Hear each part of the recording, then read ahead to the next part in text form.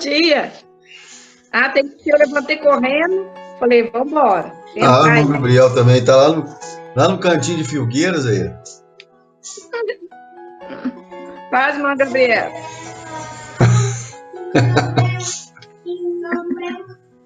Que pena que a irmã Zeninha não conseguiu, né?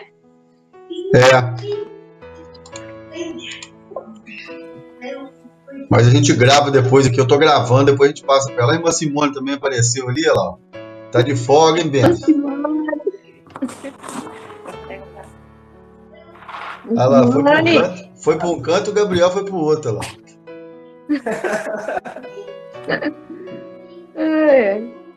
Paz seja convosco. Amém. Vocês estão me ouvindo bem aí? Tá todo mundo com a cara inchada. Tá todo mundo aí. Tive que até pentear o cabelo que tá meio...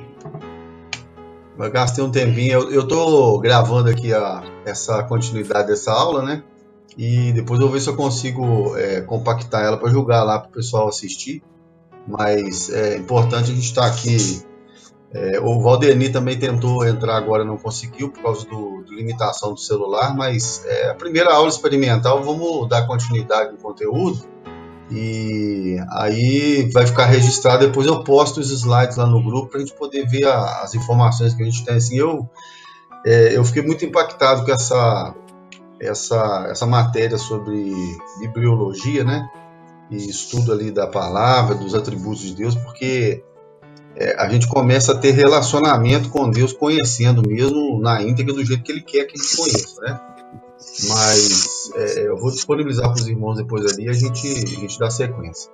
Vamos fazer uma oração rapidinho para a gente começar em nome de Jesus. Fecha os teus olhos aí em nome de Jesus, vamos orar. Senhor nosso Deus, nosso Pai, nós entramos na Tua presença, Senhor, nessa modalidade experimental do ensino bíblico, pedimos a Tua direção, pedimos a Tua sabedoria nesse momento, Senhor, de restrição, estamos em isolamento social, em decorrência do momento que estamos vivendo. O Senhor conhece todas as coisas, nós Te pedimos em nome de Jesus e nós Te agradecemos, Senhor, que esse momento seja de comunhão, que nós possamos conhecer mais de Ti, Senhor, mais da Tua palavra, mais do Teu conhecimento, em nome de Jesus, amém. A pastora também ficou de entrar, ela tentou gravar lá, mas parece que não conseguiu não. Então eu vou compartilhar com vocês a minha tela aqui e ver se vai estar aparecendo aí para vocês.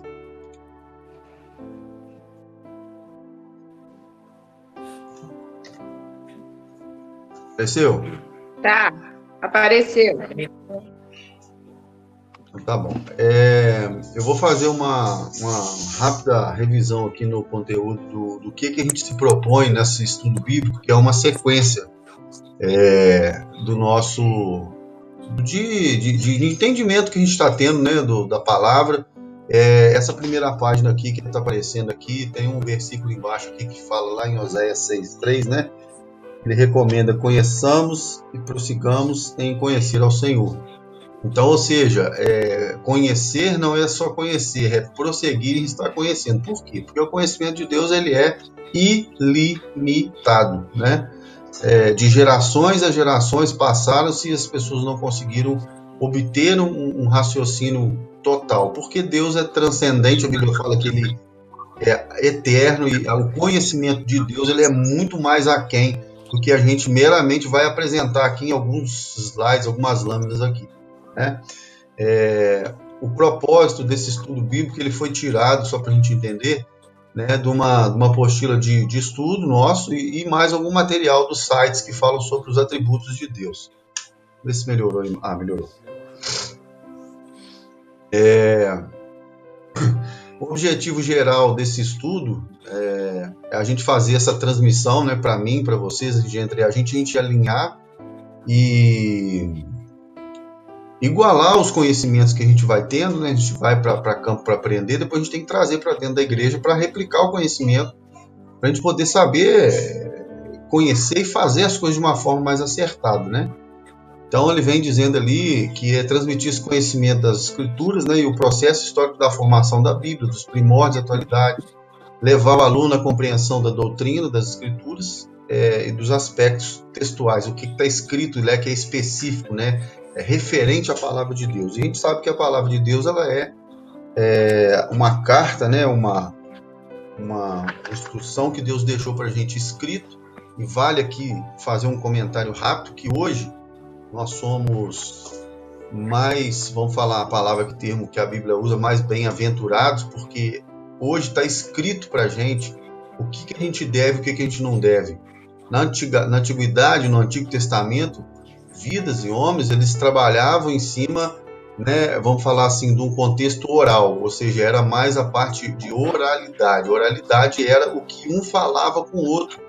Então as pessoas tinham que ter confiança nelas primeiro, para que eles pudessem acreditar naquilo que está sendo falado. Então não tinha muito texto. O Novo Testamento foi escrito em torno de 1800, 1500, 1800 anos atrás, né? Então os primeiros cristãos da igreja primitiva, eles viviam em cima daquilo que eles tinham de testemunho de um dos outros e dos estudos, dos escritos do Antigo Testamento. Então hoje nós temos a possibilidade e a capacidade de quê? De sermos instruídos através das escrituras, que hoje elas estão de uma forma mais completa, né? A gente vai estudar para frente depois sobre o cânon das escrituras, que é a veracidade da palavra, e eu vou botar só na frente aqui rapidamente. Vou colocar aqui. Sobre essa parte aqui que nós estamos estudando, ó, revelação. Isso aqui nós estamos aí durante um mês estudando só essa parte de revelação, que é o intuito aí da gente estar finalizando hoje, tá? Vamos estudar aqui nessa mesma material inspiração, inerrância, infalibilidade, sacralidade, analisar sobre as estruturas literárias, como que foi escrita a Bíblia, cada livro da Bíblia, né? Qual o propósito da palavra em cada livro, e ela tem o papel de transmitir, né, os conhecimentos e a cultura de uma determinada comunidade. A gente vai aprender como que eles foram instruídos e como que eles viviam, e a gente vai fazer uma comparação com como que nós vivemos hoje, né, numa aplicação. Por quê? Deus mudou? Eis a pergunta. Deus mudou? Não mudou, né? Uma dos atributos de Deus é a imutabilidade. Deus não muda. Então, é preciso nós conhecermos a Deus e prosseguirmos em conhecer. Tá? Então, mais rapidamente eu vou passar, porque eu já vou cair lá na aula que a gente vai dar sequência. Deixa eu ver aqui a introdução, disciplina. Por que surgiu a escritura, nós vamos aprender. Como que ela se originou.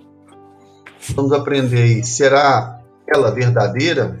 Como que a gente consegue afirmar, né, e colocar em textos ou em embasamento bíblico que ela é verdadeira? Aqui temos à nossa disposição, ela é autêntica, você crê nela, ela é legítima. Por quê? E ela tem autoridade sobre a nossa vida? Qual é a autoridade da palavra de Deus sobre a nossa vida? Ou ela é simplesmente, meramente como um momento que a gente vai lá, a gente se agrada, eu gosto desse estilo, eu vou lá e escuto e entendo sobre isso. Vocês estão me ouvindo bem até agora? Tranquilo, né? Tranquilo, tá ótimo. Beleza. E aí esse é o nosso primeiro capítulo, que nós trabalhamos nessas semanas para trás aí, com a falta da semana passada, que a gente não conseguiu, né? Vou pular aqui a questão de bibliologia. Isso aqui é um ponto importantíssimo que a gente precisa falar, que é a automanifestação, né? O que é automanifestação? É a mensagem que Deus passou para nós, aos homens, né? E ela é a automanifestação de Deus. Ele quis se manifestar, ele quis se revelar para que nós pudéssemos conhecê-lo. Aqui, bibliologia não, caráter das naturezas, beleza. Nós encerramos na última aula os atributos lá de Deus, né? O que são atributos? O que são atributos? Vocês sabem dizer para mim o que são atributos? Não. Pode falar. Essa palavra para vocês, ela é diferente? O que é um atributo? Eu vou falar então do Gabriel. Se eu for definir o Gabriel, eu preciso, para definir o Gabriel, eu preciso conhecer o Gabriel. Se eu for falar da irmã Simone, eu vou ter que falar da irmã Simone, eu tenho que conhecer a irmã Simone. Se eu for conhecer a irmã Glass, eu tenho que saber o que a irmã Glass gosta, como que ela se comporta diante de uma situação difícil, o que ela fala diante de uma situação complicada, né? O irmão Gabriel, qual é o comportamento do irmão Gabriel com relação a uma situação de pecado onde ele vê alguém, um irmão ou outro pecando? Eu vou na irmã Simone, como que a irmã Simone se posiciona? O que ela pensa a respeito de política? Né? Então, atributos é eu conhecer, né? Seria eu conhecer uma pessoa, saber o que ela pensa, saber o que ela gosta, saber o que ela detesta. Então, ou seja, quais são os sentimentos dessa pessoa? Né? Então, aqui a gente sabe que Deus ele é mostrado para a gente como uma pessoa. Por que como uma pessoa? Porque Deus tem vontades.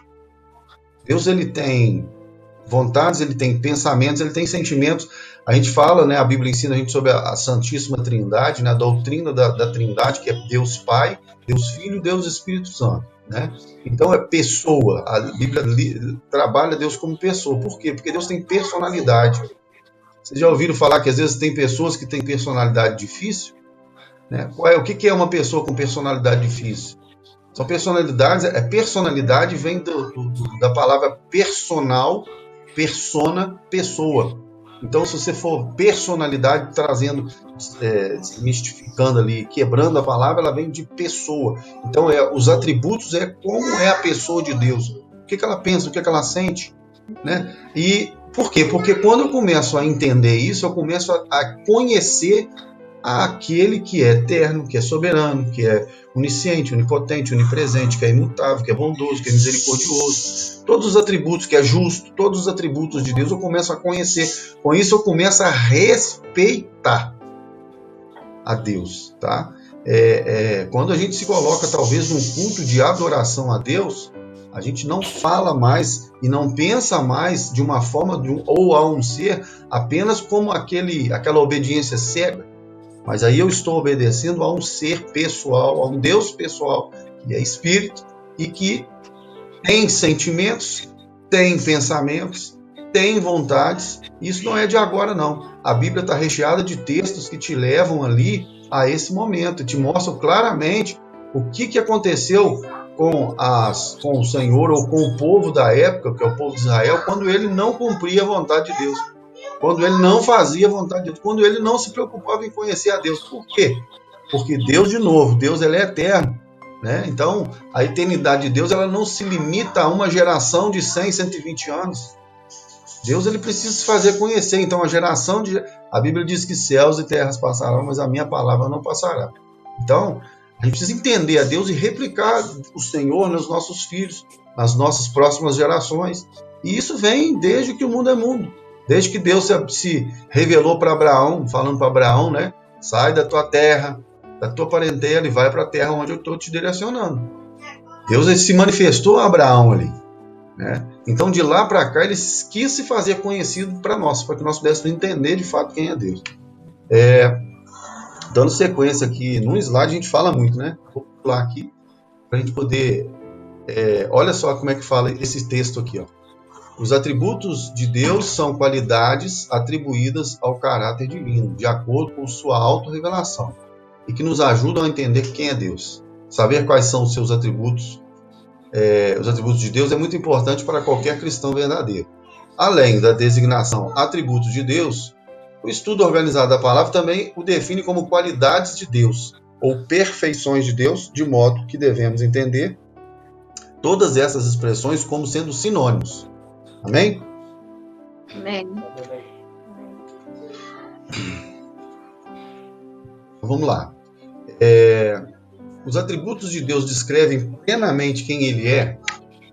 É importante entender que Deus não pode ser explicado ou definido de forma plena ou compreensível aos homens. É o que eu comentei lá no início. Né? É meramente impossível definir em alguns slides, algumas lâminas, a grandeza e a onipotência, mas isso abre a nossa mente ao conceito. Abre a nossa mente ao conceito. Por quê?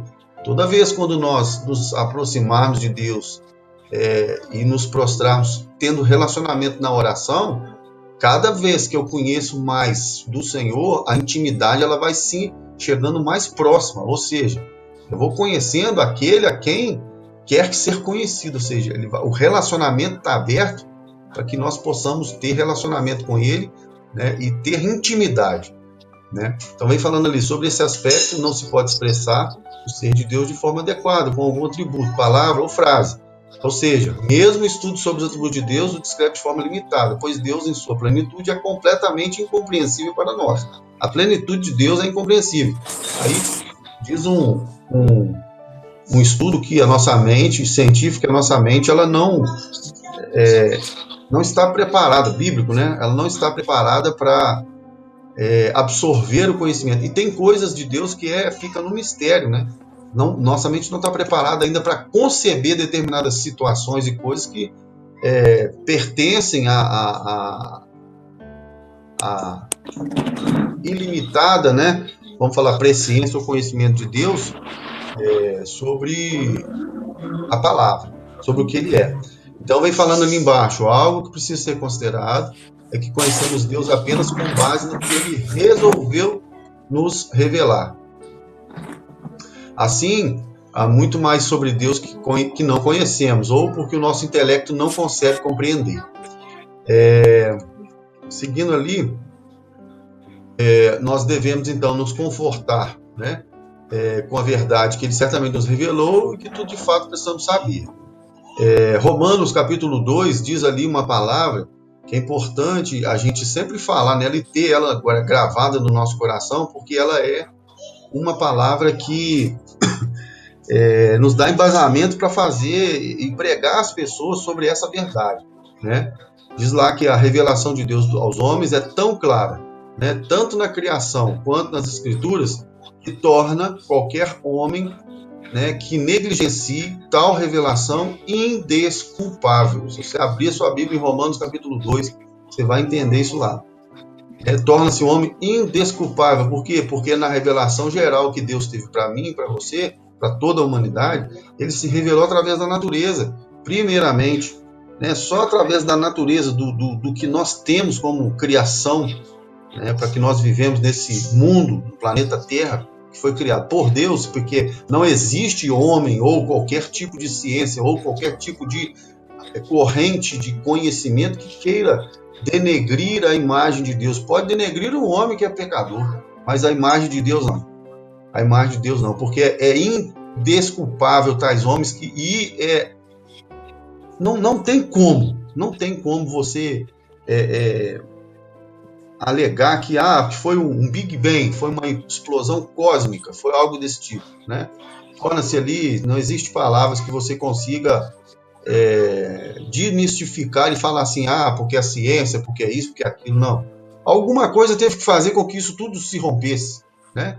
O universo, ou enfim, ali, o cosmos, a matéria. Da onde foi criada a matéria, então? E a força que explodiu todo o Big Bang, como a ciência fala, da onde que veio isso? Como é que a ciência explica o nascimento do universo, a criação de tudo? Não explica. Não explica. Então, o ser, a pessoa de Deus, ela é incontestável, né? Não adianta. Por mais que o homem queira viver no seu pecado, na imundícia do pecado, na negligência da obediência, ou até mesmo na ignorância, ele vai ser responsabilizado um dia, vai ser culpado um dia. Não adianta. Ali vai existir um julgamento que todos nós seremos colocados, né?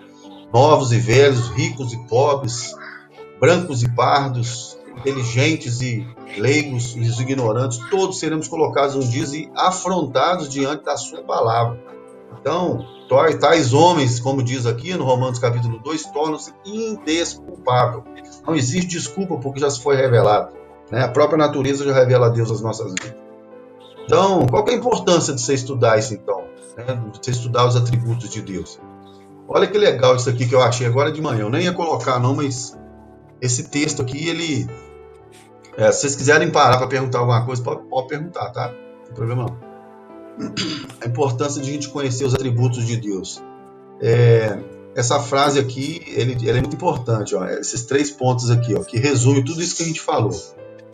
Deus é um ser pessoal, isto é, ele possui uma personalidade, portanto ele tem intelecto, emoções e vontades. Quando você começa a ler a palavra, você começa a ver aqui, ó, o salmista lá, 139:17 diz: o quão preciosos são para mim, ó Deus, os teus pensamentos.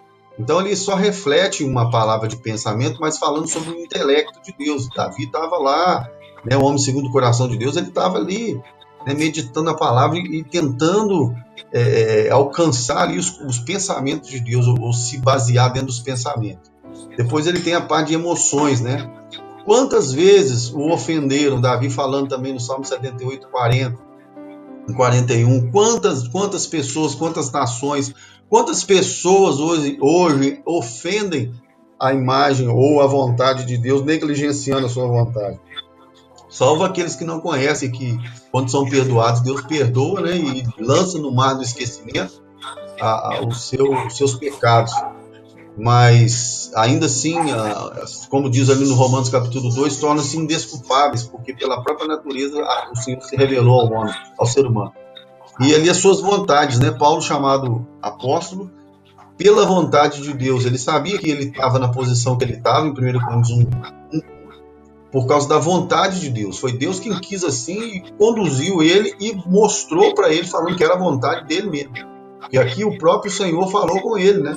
Na revelação de Paulo chegando a Damasco, quando Paulo ele tem esse encontro com Deus ali, o primeiro contato, olha que coisa importante, né?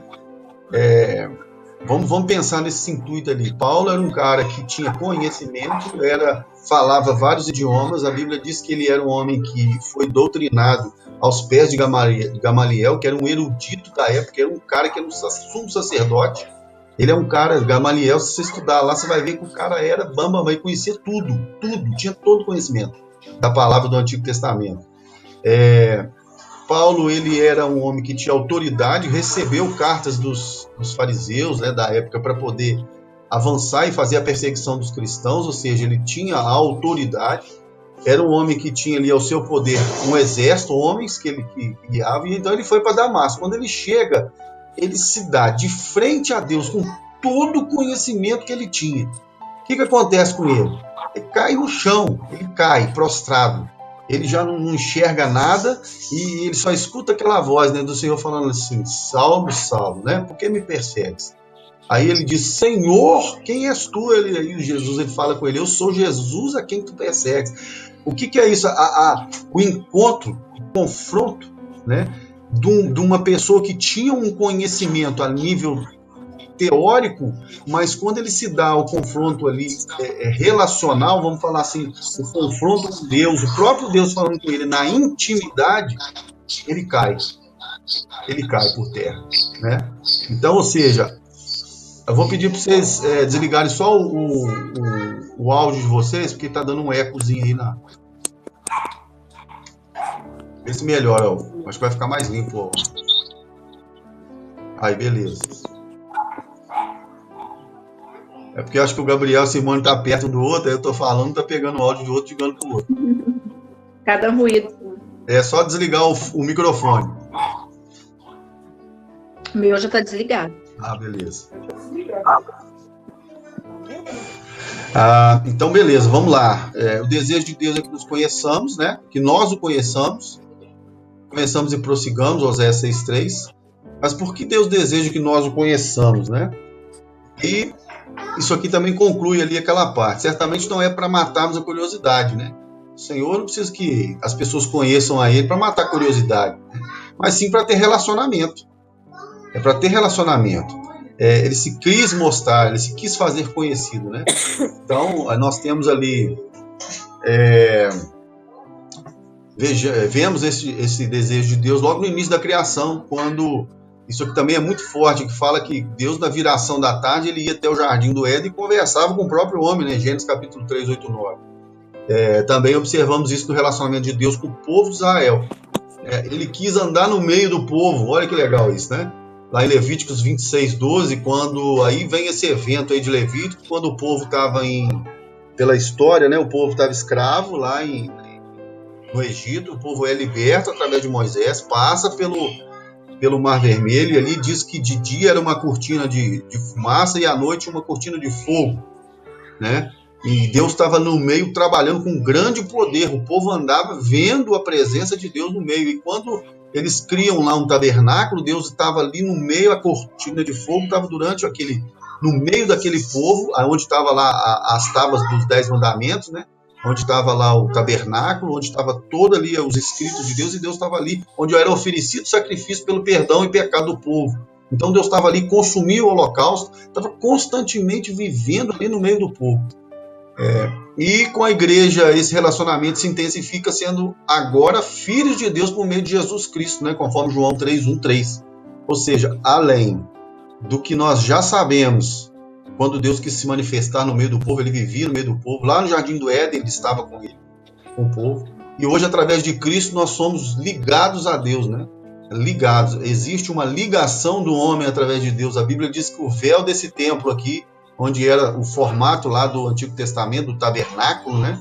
O véu deste templo rasgou de alto a baixo, e aí, através de Jesus Cristo, nós temos. Ele é o único caminho, é o único que liga o homem a Deus. Então, mantém-se esse relacionamento através de Jesus, através de Deus, né? Ele veio em carne à terra para poder se manifestar ao homem e fazer o homem se ligar a ele, querendo o homem de uma forma eterna, né? Querendo o homem. A verdade é essa. Nós temos ali os outros atributos de Deus, né, que nos auxiliam na compreensão da natureza infinita de Deus em relação ao universo. Ele é autoexistente, um ser independente e infinitamente exaltado sobre a natureza, e que não sofre nenhum tipo de limitação por ela. Aí é o conceito de transcendência, ou seja, Deus não é limitado pela natureza, não tem impossível para Deus. Tá entendendo aí? Tranquilo? Vou pular aqui uma parte para a gente chegar lá onde que a gente quer, que é os atributos comuns. Eu vou só dar a primeira lista dos atributos incomunicáveis de Deus, que eles são próprios de Deus, independente do homem ou não, isso é de Deus, tá? Então ele vem falando aqui sobre a seidade. Eu vou mandar o texto para vocês, que isso a gente já falou na aula passada, tá? Então são 9 atributos de Deus que a gente precisa conhecer para poder falar de quem nós seguimos e nós servimos, né? E isso aqui são particularidades de Deus, que são dons incomunicáveis. Eu vou pular aqui também para poder chegar lá, que vem falando de cada um deles, tá? Vou pular lá para os atributos que são comunicáveis. Esse aqui que eu fiz 30 minutos praticamente de introdução, fazendo uma revisão. Amém, ô, irmã Gladys? Tá fazendo sentido? Estou acompanhando pela turma. Tá fazendo sentido, né? Tá fazendo todo sentido. Tá bom, então estou dando sequência das outras aulas para trás, inclusive o Gabriel e o Simone para atualizar ali. Depois aqui nós vamos iniciar nos atributos comunicáveis de Deus, tá? E aí vem o maior deles, que é o amor.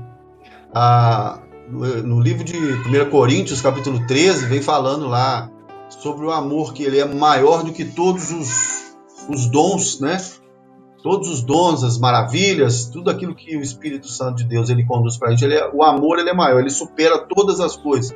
Aí um texto-chave que pode falar aí é João 3,16, que diz que Deus amou o mundo de tal maneira que deu seu Filho unigênito para que todo aquele que nele crê não pereça, mas tenha a vida eterna. A palavra do amor aqui, no caso, é uma situação que independe de que se eu vou fazer certo ou se eu vou fazer errado. O amor de Deus aqui independe se eu sou pecador, se eu sou um cara santo. Independe se eu tenho dinheiro e dou aos pobres ou não. Independe aqui se eu sou um cara de caráter bom ou não. Esse amor aqui que diz aqui é um amor incondicional. Olha que legal. Incondicional. Independe. O ser mais inescrupuloso da face da terra. Deus amou ele com amor incondicional. Quer dizer que esse amor aqui ele é incondicional. Ele é limitado a uma determinada data, como diz a história, que um dia as portas vão se fechar, né? Até o momento em que as portas estão abertas, o amor de Deus está derramado. Posteriormente isso, ele vai aplicar esse amor àqueles que chegaram a ele. Eu vou dar um resumo depois, mais para frente ali. Aí fala de bondade de Deus, né? A gente canta lá, Deus é bom em todo tempo, né? Deus é bom, realmente Deus é bom em todo tempo. Quanto à misericórdia. Aí vem a segunda ali, que é a misericórdia, e aqui vale a gente falar sobre o profeta Jeremias, que fala no livro de Lamentações, né? A irmã até postou outro dia aí, sobre esse texto que diz que Jeremias passava por uma situação complicadíssima, onde era o momento lá que o povo babilônico, né, tinha entrado em Jerusalém e tinha arrasado, tinha destruído tudo e levado o povo cativo, né? E ali Jeremias, ele diz, ali em diante daquela tanta destruição, ele diz: Senhor, eu quero trazer à minha memória aquilo que me traz esperança, pois a misericórdia do Senhor se renova a cada manhã. Né? A gente sempre fala nesse texto porque a cada manhã, amanhã é calma. Você vê que os pássaros de manhã cedo, está tudo tranquilo, os pássaros iniciam amanhã, o dia, adorando a Deus, que a Bíblia diz que todo ser que respira louva o Senhor. Então, a natureza, os pássaros, porque nós, como filhos de Deus, como servos de Deus, criaturas, feituras e criados por Deus, não podemos adorar a Deus? Por que não? Né? Então, a misericórdia de Deus, o Senhor, a cada manhã, ele está ali aguardando. Né? Ali a gente fala ali no entardecer, como Deus vinha diante de Adão ali para conversar com ele. Hoje a gente tem a oportunidade, através de Cristo, através do arrependimento, através da presença de Cristo, nos ligarmos a Deus através da manhã, orando, buscando a presença do Senhor, oferecendo a Deus o primeiro dia, a primeira hora do dia, adorando a Ele. É importante isso, né? É reflexivo. Então, sabedoria é um outro atributo que ele nós podemos crer, né? Se nós olharmos aí a sabedoria que Deus teve para criar o ser humano, cada veia, cada artéria, cada coisa que se liga, cada impulso cerebral que o homem tem dentro de si, que liga, que faz a gente ter o corpo movimentar, né? Olha que coisa fantástica isso. O nosso cérebro, ele é o comando de tudo. Se para o cérebro, nada funciona. Quem fez isso? Quem construiu isso? Qual foi a ciência? Qual foi o planejamento para construir essa sabedoria toda para construir o ser humano? Né? E foi feito, a gente sabe que lá no livro de Gênesis, Deus fez com a sua própria mão, né? Através do barro, montou o homem veio do pó, a Bíblia fala que o homem veio do pó e do pó ele retornará. É fantástico, né? A gente aprender sobre a sabedoria de Deus. Depois ele vem falando sobre justiça. Deus é amor, é bondade, é misericórdia, é sabedoria, mas é justiça. Por quê? Qual o sentido da palavra justiça? Justiça é justo, é dar a quem de direito aquilo que realmente merece. Né? Sendo bom, sendo mal, Deus perdoa, mas Deus orienta, castiga, exorta, busca para perto. Né? Depois ele vem falando sobre santidade. Santidade. Deus é santo. Né? A palavra diz que os anjos, eles louvam constantemente o Senhor, santo, santo, santo. É o Senhor dos exércitos, declarando ali a grandeza de Deus, a santidade dele. Vários textos nos ensinam sobre isso aí. Veracidade, quer dizer sobre verdade, aquilo que Deus faz é verdade. Né? E depois nós temos ali liberdade. Essa é uma palavra que me chamou a atenção, eu até coloquei um texto aqui de Agostinho, a Igreja Católica fala, né, do Santo Agostinho. Realmente, esse homem teve uma vida inicialmente deturpada, né? Se formos estudar ali, a vida dele era até mesmo de prostituição, o negócio era feio, até ele ter um encontro com Deus. E aí o homem foi liberto por Cristo, né? E ele escreveu assim, vocês estão vendo essa imagem aí? Sim? Vocês estão vendo essa imagem? Tô. Sim. Olha o que ele diz ali, né? Agostinho de Hipona. Torna-me teu escravo, ó Deus, e então serei livre. Ou seja, ele aqui reconhecendo que quando ele abnega todo o seu ser, as suas vontades, os seus sonhos, os seus desejos, né? E se tornando literalmente escravo, ou seja, abrindo mão de todas as suas necessidades perante Deus ali, ó, aí sim você vai ser livre. Por quê? Porque você está diante daquele que é correto, que tem todos esses atributos que nós mostramos aqui agora. Ou seja, os conceitos de liberdade é reconhecer que Deus é verdadeiro, que Ele é santo, que Ele é justo, que Ele tem toda a sabedoria, que é misericordioso, que é bondoso e que é amoroso. E aí, nós temos um entendimento desses atributos, nós temos uma coisa que muitas pessoas estão precisando ter hoje, né, em decorrência da situação que nós estamos vivendo e não estão tendo, que é paz.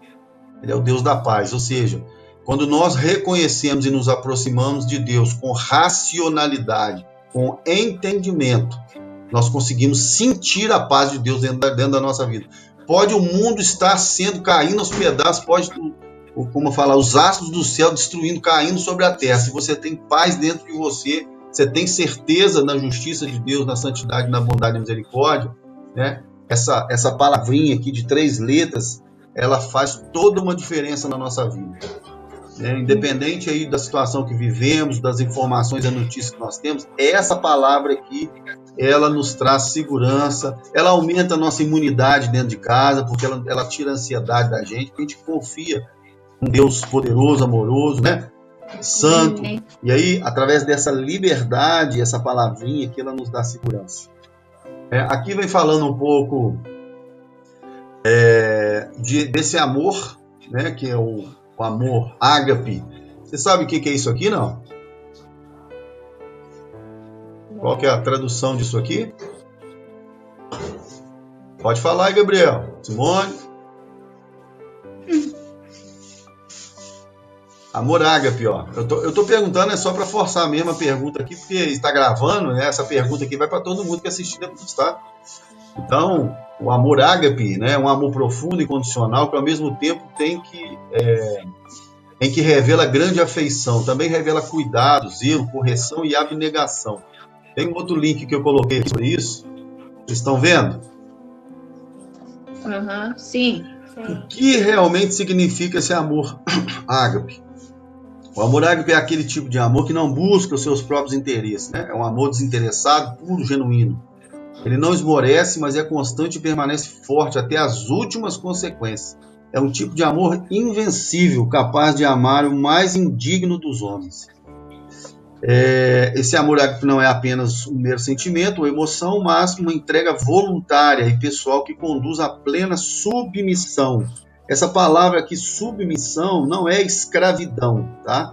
Submissão, quando você entrega o amor submisso, é o que eu disse ali. Deus não precisa de mim, não precisa de você, Ele não precisa do meu dinheiro, do seu dinheiro, Ele não precisa de eu crer ou não crer. Deus continua sendo Deus e continua amando da mesma forma. Por quê? Porque Ele é ilimitado, aonde Deus está como Espírito, que a Bíblia diz que Deus é Espírito, Ele habita na glória, né? E a gente precisa entender o que é isso, o que é a glória de Deus, porque senão não tem sentido de salvação, de termos a salvação em Cristo Jesus. Deus vai me salvar de quê? Jesus vai me salvar de quê? Vai salvar da condenação eterna, porque a alma é eterna e a Bíblia diz que todo aquele que peca morre, né? Todo aquele que não reconhece a Cristo, ele não tem parte com Deus, né? Nessa geração em que nós vivemos, desde que Cristo nasceu até onde ele ressuscitou e está vivo até hoje. Então, na aplicação cristã, pode-se dizer que o amor ágape tem origem no próprio amor de Deus, um amor santo e sacrificial. Amar a Deus, negar as nossas vontades, negar as nossas intenções, às vezes, que nós achamos que estão certas, coerentes diante de Deus, né? Negar tudo isso e aceitar a palavra de Deus. Isso é submissão. Submissão é estar sob uma missão. Qual que é a missão de Deus para o homem, para a humanidade? É que todo homem se salve e não se perca. A salvação ela é para toda a humanidade, né? Aí vale lembrar aqui, João 1,12, que diz lá que Jesus veio para os seus, ele veio para os seus, que eram os judeus, mas eles não o receberam, né? Os judeus não receberam, tanto é que crucificaram Cristo e ele morreu, mas ele ressuscitou, e ele diz ali, e a todos quantos o receberam, deu-lhes o poder de serem feitos filhos de Deus, a saberem, aos que crerem no seu nome, né?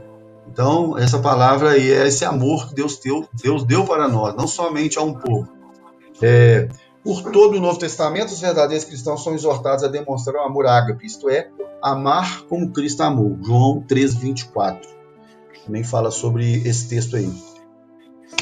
Então, amor ágape, João 1,4,8 também fala que é um dos atributos de Deus, deve ser entendido sobretudo pelo aspecto de que os escritores do Novo Testamento chamaram de amor ágape, é esse amor que todos eles se entregavam. Paulo diz também lá, né, o viver para mim é Cristo e o morrer para mim é lucro. Ele entendeu que o amor de Deus que foi revelado sobre o coração dele é muito, muito maior do que toda arrogância de qualquer governante, de qualquer povo, ou qualquer doutrina ou religião. O amor de Deus ele supera todas as coisas, ele é maior do que todas as coisas. é fantástico. Quando a gente aprofunda aqui nessa palavra, a gente já escutou algumas vezes a pastora ministrar sobre esse amor ágape, amor eros, amor eros. Tem os outros tipos de amor que são responsáveis, né, que são traduzidos dentro da Bíblia, né, do grego, né, do hebraico para o grego, para trazer para a gente hoje. Trazido ali de uma forma distinta, mas esse amor ágape é esse amor incondicional. João 4,13 diz ali, né? Vamos ler junto aqui, ó. Aquele que não ama não conhece a Deus, porquanto Deus é amor. Foi este o modo que se manifestou o amor de Deus para conosco, em haver Deus enviado seu Filho unigênito ao mundo, para vivermos por intermédio dele. Assim, nisto consiste o amor, não em que nós tenhamos amado a Deus, mas em que ele nos amou e enviou seu Filho como propiciação pelos nossos pecados. Amados, considerando que Deus amou desta forma, nós também devemos amar uns aos outros. Ninguém jamais viu a Deus. Se amarmos uns aos outros, Deus permanece em nós e seu amor é aperfeiçoado em nós. Temos certeza de que permanecemos nele e ele em nós, porque ele nos outorgou do seu Espírito. Né? Isso aqui revela, 1 João 4,8,13, esse amor ágape, né? A forma com a qual Deus amou. A forma com a qual ele amou, manifestando o amor dele para conosco. Né? Depois a gente vai falar ali sobre o segundo ponto ali, que é o 11º ali, que é a bondade. Deus é bom, né? Quem cantou já, a Helena ontem estava cantando aqui em casa da muralha, Deus é bom, cantando, né, o louvor do André Valadão lá o tempo todo ali. Quer dizer, os louvores já estão na boca dos pequenos, né? Já estão aprendendo ali e a gente transmitindo esses atributos de Deus para as crianças pequenas, para que elas já gravem no coração e já conduzam a sua vida crescendo na presença de Deus. Para quê? Para poder ter comunhão, para poder ter relacionamento com Deus, sabendo que Ele é bom. Enfatizando a benevolência de Deus para com as criaturas, a bondade de Deus também implica na realidade de que tudo que Ele faz é essencialmente bom e legítimo, mesmo que o homem não compreenda. Salmo 86,5 diz que, pois tu, Senhor, és bom e pronto a perdoar e abundante em benignidade para todos os que te invocam. Né? É fantástico. Vocês estão compreendendo aí? Está tranquilo? Está fazendo sentido? Sim. Tá? Amém. Tá bacana? Tá dando para... Eu tentei trazer os textos mais simplificados aqui para a gente poder... acaba sendo uma conversa, né? Uma exposição das escrituras, mas de uma forma mais cronológica, para a gente entender sobre esses atributos de Deus e a gente passar a ter mais cautela, né, e ter mais comunhão com Deus na hora da gente invocar o nome de Deus, né? Então, vamos lá. Bondade. Aí vem falando sobre a misericórdia de Deus. Todavia, vou ler lá só o texto, tá? Todavia Deus é rico, Efésios 2:4-5. Todavia Deus é rico em misericórdia pelo grande amor com que nos amou. Deu-nos vida juntamente com Cristo quando ainda estávamos mortos em transgressões. Pela graça vocês são salvos. Pela graça de Cristo nós somos salvos. Amém? A misericórdia de Deus é um atributo que também está ligado ao atributo do amor, tem tudo a ver com amor, né? E revela a compaixão e piedade de Deus para com os miseráveis e angustiados. Na verdade, além da misericórdia e bondade estada acima, existem várias outras características de Deus que estão relacionadas ao atributo do amor, como, por exemplo, benevolência, benignidade, longanimidade. Misericórdia, então, vamos falar disso. Sabedoria. Significa que Deus é infinitamente sábio, de modo que Ele é a fonte da sabedoria. O profeta Daniel entendeu isso ao dizer que dele são a sabedoria e a força. Além disso, devemos entender que a sabedoria de Deus é completamente superior à sabedoria dos homens. É meramente audácia do homem, ou sabe, dizer assim que o homem é superior a Deus. Aquele que quis ser melhor do que Deus ou estar na altura de Deus foi lançado e condenado ao inferno, que é o Satanás, né? É o diabo, é Lúcifer. Então, a gente às vezes fica tentando combater com Deus, achando que o nosso conhecimento ele prevalece. Né? Eis aí o conceito anterior que eu falei de submissão. quando nós entendemos o amor de Deus e nós cremos, né, nesse amor ágape, que é um amor incondicional, e ali a Bíblia recomenda que nós também amemos dessa forma, não é amor burro, né? Não existe essa palavra amor burro, existe amor racional, que ele é além de todas as coisas. Quem ama, ama de verdade, quem ama, perdoa. Quem nunca ouviu falar isso? Quem ama, perdoa. Quem ama, pede perdão, pede desculpa, reconhece, dá segunda chance. Quem ama, cumpre a palavra de Deus, que quanto que nós devemos perdoar um irmão? Jesus diz 7 vezes? Não, até 70 vezes 7, ou seja, quantas forem necessárias precisamos perdoar, né? Então isso é sabedoria em cima do perdão. Romanos 11, 33, 36 diz que a profundidade das riquezas, tanto da sabedoria como da ciência de Deus. Quão insondáveis são os seus juízos, né? O que são juízos? É só a forma de julgar tais situações. E quão inescrutáveis os seus caminhos, porque quem compreendeu a mente do Senhor? Ou quem foi seu conselheiro? Ou quem lhe deu primeiro a ele, para que ele seja recompensado? Porque dele e por ele e para ele são todas as coisas. Glória, pois, a ele eternamente. Isso aqui, Romanos, Paulo está reconhecendo a sabedoria de Deus, a imensidão. Eu volto a dizer, reflexão sobre Paulo. Paulo, ele era um homem com muito conhecimento, muita sabedoria, falava vários idiomas, era romano, cidadão romano, criado aos pés de um sacerdote, o sumo sacerdote. Tamanha era o seu conhecimento a nível das Sagradas Escrituras do Antigo Testamento. Ou seja, ele tinha a doutrina farisaica, né? Ele tinha ali a doutrina que veio lá de Moisés, do Pentateuco. Ele estudou minuciosamente todo o contexto. Por isso que quando ele se converte a Cristo, eles queriam matar ele de qualquer forma. Porque para eles era inconcebível eles aceitarem uma outra, entre aspas, doutrina.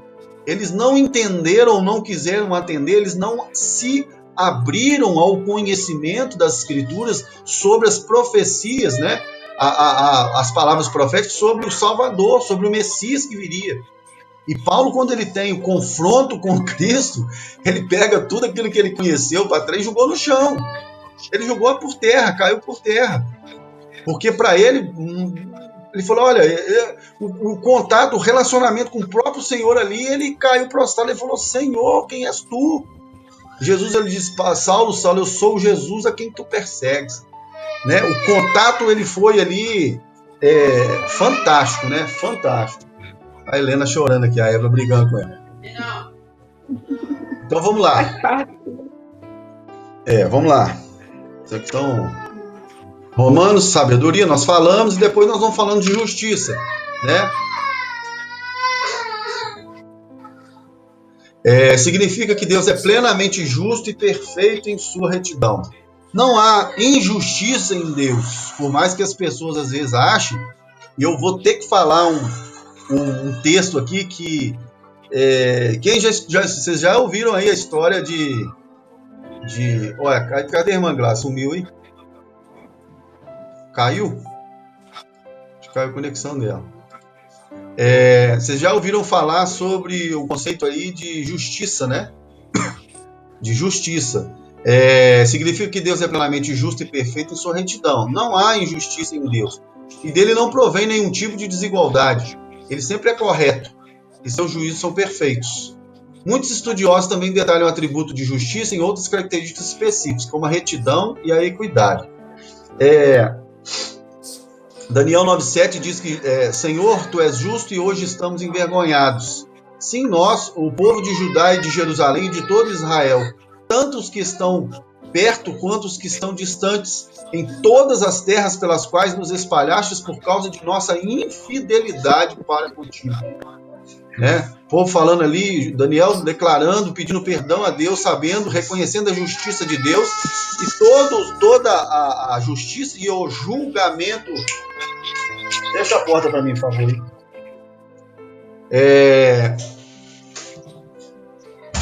Reconhecendo ali, né, a falha do povo de Judá, Jerusalém. Depois a gente vai entrar aqui no contexto, mas eu quero fazer só um breve comentário sobre uma situação que me vem à memória até dos estudos sobre a história de Israel, como fala de Israel aqui. Rapidamente, nós estamos terminando, faltam 8 minutos. O povo, lembra aí todos aí da história do muro de Jericó? Lembra aí? Amém? Lembra da história do muro de Jericó? Da queda de Jericó? Amém? Manglase caiu e voltou. Lembra da história de Jericó? Gabriel, Simone, Não, ok? O celular descarregando. Gabriel, lembra da história de Jericó? Lembra do contexto? Acho que sim. Lembra? Simone, lembra? Lembro. Lembra? Glase, lembra da história de Jericó? Quando Josué estava lá e Deus mandou ele andar 7 vezes por trás da cidade lá de Canaã, que eles iam destruir a cidade, Deus ia destruir e entregar a cidade na mão deles. Lembrou aí? Sim. Aí não sei se vocês já leram o contexto lá que Deus mandou entrar, Deus derrubou. Aí a primeira conceito de justiça de Deus foi o quê? A casa de Raabe, que era uma prostituta que abrigou os espias, ela foi salva, né? Só ficou a casa de Raabe e todo mundo que estava dentro da casa dela. Amém? E depois Deus mandou matar tudo. Mandou destruir tudo. Homem, criança, velho, sacerdote, animal, tudo. Mandou destruir, queimar tudo. Por quê? Você já pensou nisso? Você vai falar assim que Deus é injusto? Né? No primeiro momento a gente pensa assim, Deus é injusto. Por que ele mandou destruir isso tudo? Aí, presta atenção nisso. Quando a gente estuda ali como o povo se comportava, o povo, aquela região ali, eles eram descendentes das 12 tribos de Israel, que vieram desde o Jardim do Éden, que vieram a humanidade, né? A evolução, vamos falar da humanidade, vamos falar lá de Abraão, vamos falar dos filhos de Abraão, que é Isaac, vamos falar do filho de Isaac, que é José. Depois do filho de José descendeu todas as 12 tribos de Israel. Das 12 tribos elas foram se afastando de Deus. Daniel aqui fala: Senhor, tu és justo e hoje estamos envergonhados. Sim, nós, o povo de Judá e Jerusalém e de todo Israel, tanto os que estão perto quanto os que estão distantes, em todas as terras pelas quais nos espalhastes por causa de nossa infidelidade para contigo. O povo de Jericó, só para vocês terem noção, gravar, fixar isso aí, o povo de Jericó, eles estavam tão pervertidos, adorando outros deuses, né? Aquela terra ali era uma promessa aos filhos de Abraão, aos filhos que eram fiéis a Deus, aonde eles foram, as nações que eram fiéis a Deus estavam sendo conduzidas depois de Moisés, foram conduzidas por Josué, atravessaram o Rio Jordão, estavam prontos para invadir Jericó. O povo estava tão longe de Deus, que ali, para vocês terem noção, os deuses deles, eles faziam com que eles tivessem cerimônias ali, sacrificiais, e eles tinham relações entre sacerdotes, homens, mulheres, mulheres com mulheres, homem com homem, ali dentro, que enojavam a Deus, porque eles estavam, primeiro, prostituindo-se, adorando outros deuses, e ali usando do próprio corpo para poder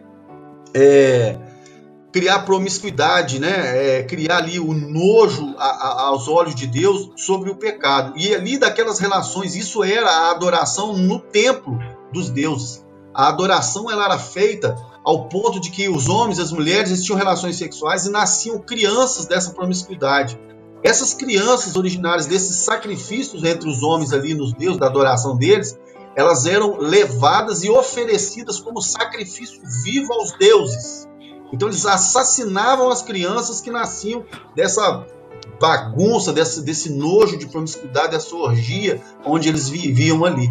Então isso tornou ali para Deus enojado. Então Deus falou: olha, eu não quero mais que esse povo subsista, que não tem nem reconhecimento e perdão por eles. Entra e mata, entra e extermina. Para vocês terem noção. Mas aí existe o conceito, isso não é conceito de injustiça, é conceito de justiça, porque Deus ele salvou aqueles que eram retos de coração, que foi Raabe e toda a família de Raabe. Então é um conceito assim, um panorama de justiça sobre a situação de Jericó, sobre a terra lá, sobre o povo vivendo, né? na justiça de Deus. Santidade, eu vou terminar aqui em 3 minutos, faltam mais 2 slides. E a gente vai concluir na próxima aula. Santidade significa que Deus é completamente separado do pecado e totalmente comprometido com sua honra. Ele não está relacionado a qualquer coisa impura ou qualquer comportamento indigno. O atributo da santidade em Deus exige que os pecadores estejam separados dele, a menos que estes sejam justificados pelos méritos de Cristo sendo feitos nele santo. Aqui, explicando esse texto, eu peguei aqui vamos falar como texto base Apocalipse 4:8, que diz lá: e os 4 animais tinham cada um perto de si 6 asas, ou em si 6 asas, e ao redor, por dentro, estavam cheios de olhos. Isso aqui está falando dos seres celestiais ao lado do Senhor, né? É uma simbologia, fisicamente a gente não consegue transcrever. Isso aqui Deus colocou isso aqui para que nós pudéssemos ter um entendimento físico, tangível disso, né? Por dentro estavam cheios de olhos e não descansam nem de dia nem de noite, dizendo: Santo, Santo, Santo é o Senhor Deus Todo-Poderoso, que era e que é e que há de vir. Ou seja, quem está na glória celestial sabe quem é Deus de fato, tem relacionamento direto com Ele, vive para eles, foi criado por Ele, né? Aquele que era, que é e que há de vir. Então, aqueles que estão diante de Deus, aqueles que têm relacionamento com Ele, entendem esse amor, entendem o que foi criado, por que foi criado, né? Esse amor que foi derramado por nós, sabem. Isso aqui foi escrito para que nós também saibamos, né? Que eles não descansam nem de dia nem de noite, dizendo Santo, Santo, Santo. Como diz Salmo 1, que diz que nós precisamos estar mentalizados na palavra de dia e de noite. De dia e de noite. É bem-aventurado. Que não se mistura com o ímpio, nem senta na mesa de escarnecedor, mas está de dia e de noite mentalizado na palavra, no Deus Santo. E aí você glorifica a Deus 24 horas na sua vida, assim como esses seres aqui. Pedindo perdão a Deus, mas porque Deus ele sabe que nós estamos justificados pelos méritos de Cristo, sendo feito nele santo. Nós somos santificados em Jesus. Por isso que é importante nós termos o conceito e sabemos que ele é importante na nossa vida. Amém, irmãos? Amém. Veracidade. É o penúltimo slide. Encerramos aqui em 1 hora. Vou passar 5 minutos, tá? Vocês me perdoam aí, mas está cronometrado aqui. Significa que Deus é tudo que provém dele. É necessariamente verdadeiro, infalível e absolutamente confiável. Hebreus 10, 23 vem falando isso. Olha que legal aqui, ó. Retenhamos inabalável a confissão da nossa esperança, porque fiel é aquele que fez a promessa. A promessa de Deus, ela é fiel para todos aqueles que conhecem a Deus e conhecem as suas promessas. Todos aqueles que são eleitos por Cristo, que vão para o céu. Nós precisamos conhecer quem é aquele a quem nós servimos, né? De modo que ele é o próprio Deus verdadeiro, João 17,3 fala. O atributo da veracidade também expressa a fidelidade de Deus. Deus é fiel. Ou seja, tudo que ele revelou de si mesmo é genuíno, é verdadeiro, é puro. E por ser fiel, ele nunca fará nada que afronte a sua própria natureza ou contradiga a sua palavra. Então é importante a gente acreditar fielmente. Não é cegamente ou ignorantemente, é racionalmente. Quer dizer que a ciência, o nosso intelecto precisa conhecer a Deus. A gente precisa conhecer através de quê? Dos estudos. Essas aulas de escola bíblica, elas abrem a nossa mente para conhecer.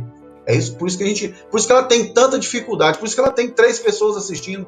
Deveria ter 300, 3 milhões. Não tem. Porque a falta de conhecimento, ela deixa a pessoa ignorante, ela escraviza. Ela fica submetida a um egocentrismo, ao que eu conheço para mim já está bom. Já está bom porque eu já consegui o que eu quero, né? Aí é o maior erro nosso, é o maior erro.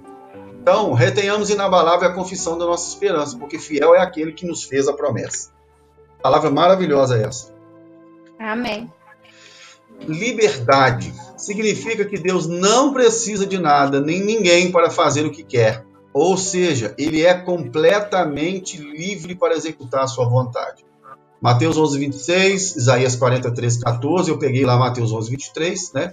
E diz ali: vinde a mim, todos vós que estáis cansados e fatigados, sob o peso dos vossos fardos, e eu vos darei descanso. Tomai sobre vós o meu jugo e aprendei de mim, porque sou manso e humilde de coração, e vós encontrareis descanso, pois o meu jugo é suave e o meu fardo é leve. Liberdade, liberdade, de acordo com a perfeição de sua natureza, ou seja, apesar de ser completamente independente e livre, isso não significa que ele seja livre para pecar, mentir, deixar de ser Deus ou menos morrer, pois tais coisas contrariam seu próprio ser, né? Perfeição de Deus em questão de liberdade. Aí volta aqui aquela frase, que essa frase ela é forte, você consegue entendê-la agora. Torna-me teu escravo. Agostinho falando para Deus, né, na oração. Torna-me teu escravo, ó Deus, e então serei livre. Porque em Deus há liberdade. Por mais que as pessoas acham que elas estão escravizadas, elas estão amarradas porque, eu estou em Cristo, eu não posso fazer isso, eu não posso fazer aquilo, não. Por quê? Porque tudo que eu quero fazer normalmente faz com que eu queira satisfazer o desejo da minha carne, as minhas vontades, a concupiscência da carne. Isso é engano. Isso é engano. Amém? O que traz a gente conhecer a Deus e traz essa paz para nós, essa misericórdia de Deus que nós vimos, tudo isso que Deus tem intrínseco em si mesmo, faz com que nós tenhamos liberdade, né? Liberdade para conhecer. Amém? Então, muita coisa, aí vem falando sobre a questão da paz, né, que é o último.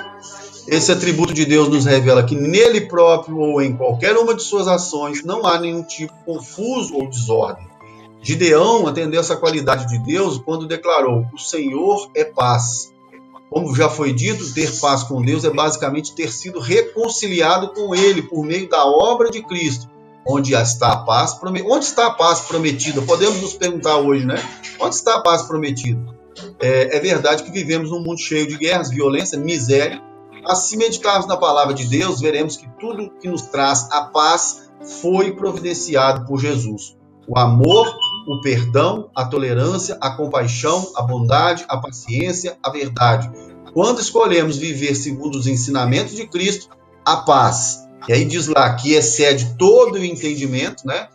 Todo o entendimento é a consequência. No mundo não encontraremos, mas podemos promovê-la às pessoas, ao mundo que geme por paz. João 14, 24, Jesus diz, né? Deixo-vos a paz, a minha paz vos dou.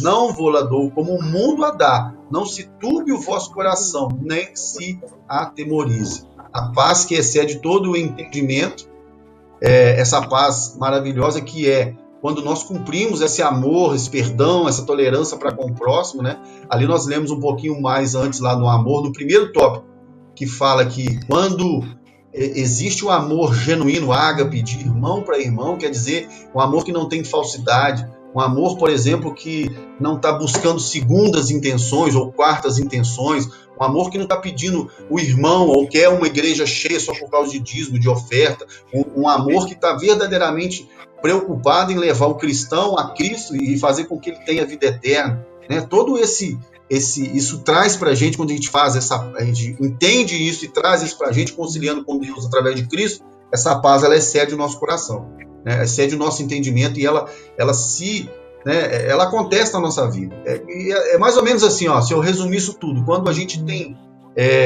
devocional com Deus diariamente na nossa casa, seja de noite, seja de madrugada, seja de manhã, quando a gente prega a palavra dentro da nossa casa, quando a gente vive a palavra dentro da nossa casa, física, tangível, tá? Essa paz, a gente consegue perceber essa paz dentro da nossa casa. Pode o mundo estar caindo, Salmo 91, 1000 cairão à tua direita, 1000 cairão à tua esquerda, 10.000 à tua esquerda, 1000 à tua direita, e tu não serás atingido. Por quê? Porque se apegou a mim com amor.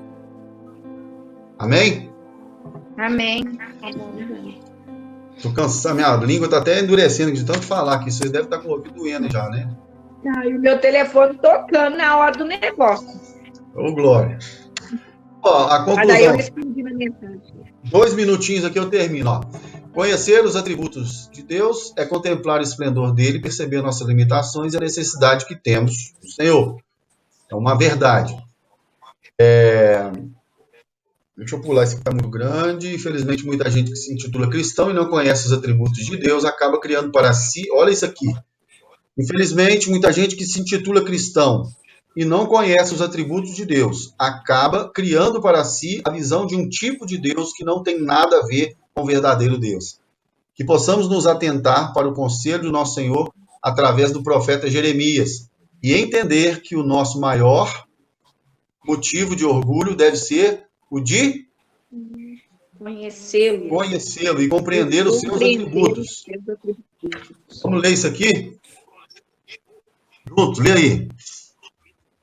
Sem dúvida, mesmo diante de nossas limitações, estudar sobre quais são os atributos de Deus é algo maravilhoso, nos leva a admirar sua majestade, magnificência e grandiosidade. Agora aqui, ó, continua aí. Assim diz o Senhor: não se glorie o sábio na sua sabedoria, nem se glorie o forte na sua força.